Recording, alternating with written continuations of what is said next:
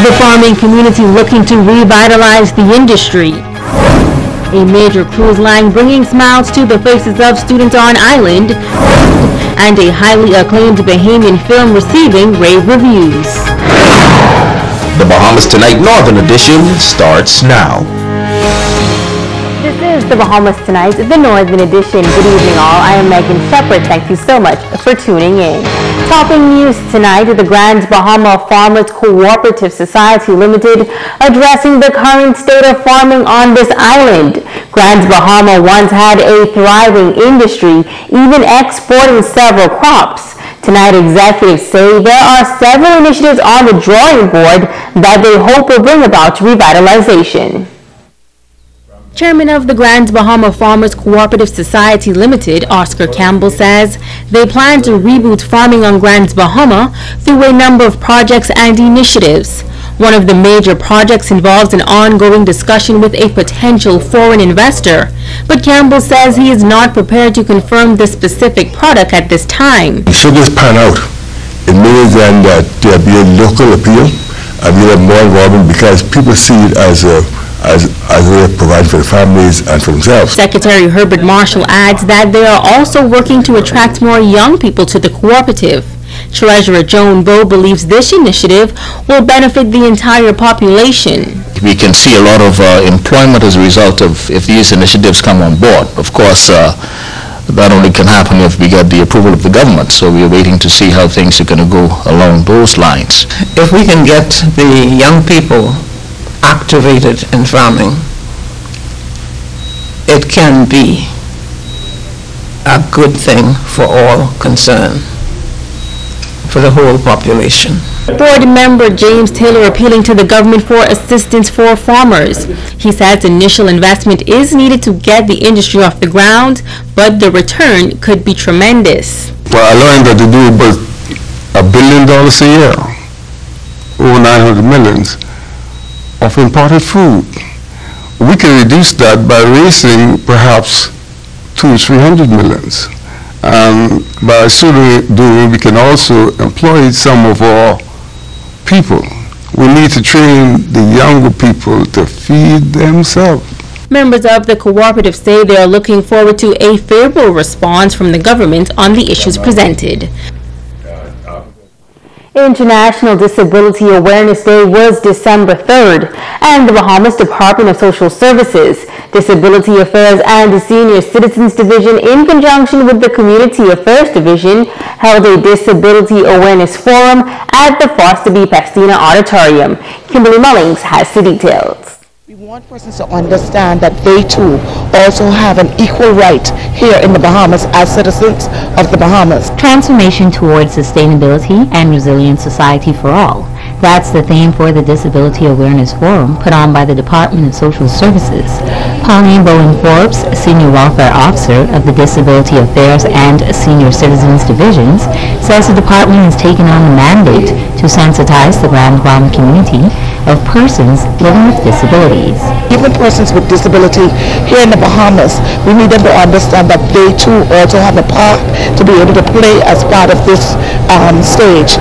They have a voice and we need it to be heard. We need persons to understand that, you know, today it's for them, tomorrow it could be for you. And the reality is it takes one accident or illness can change your entire life.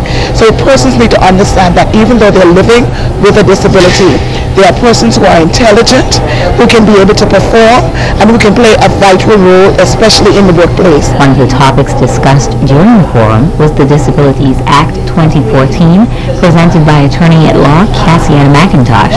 Assistant Director of the Department of Social Services, Grand Bahama, Paula Marshall, says they have been working assiduously since the passing of the Act to make the public aware of its details.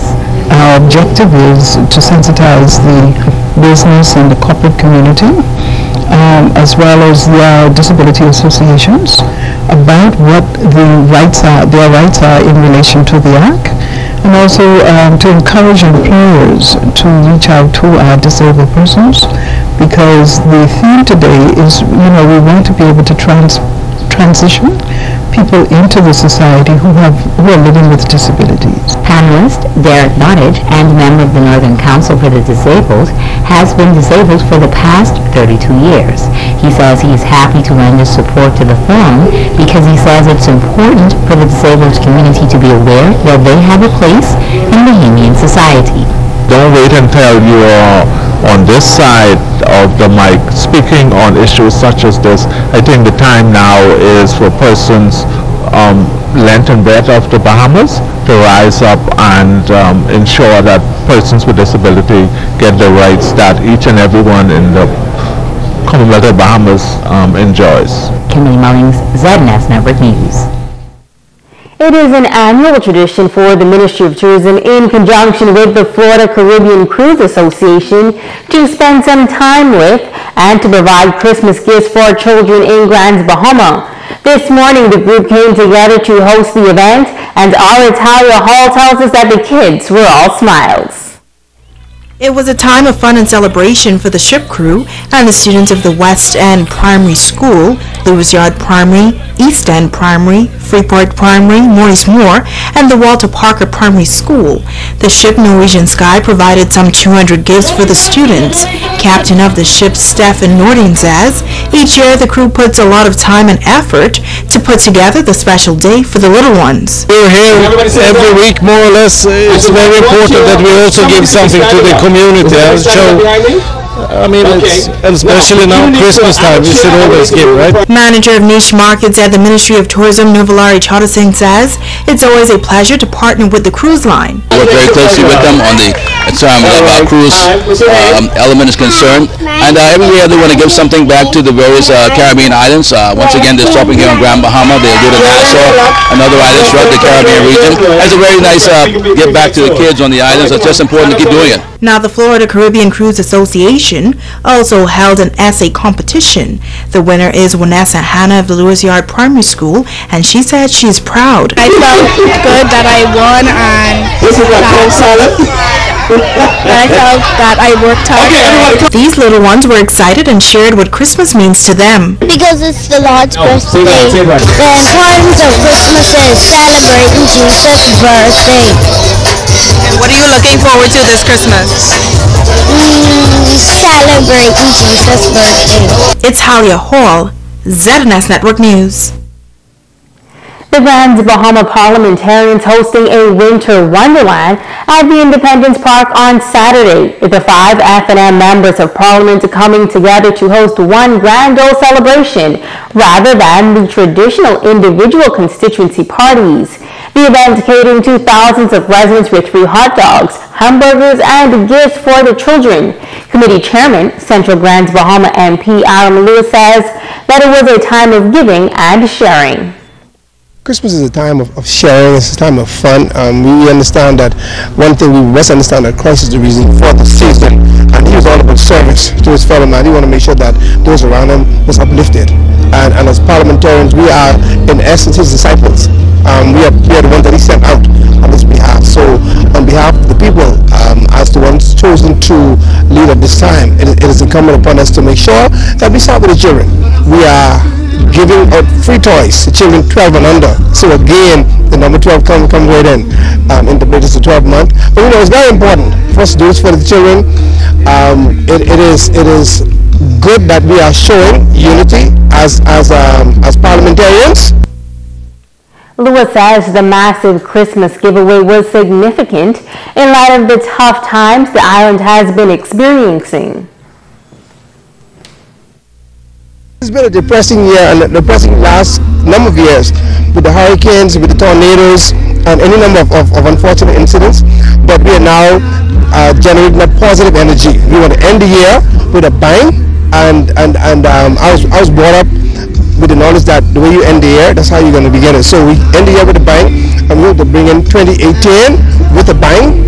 And we carry that straight through, not only for the year 2018 but beyond, as far as we can go. So it's important, and we really appreciate the support of our team.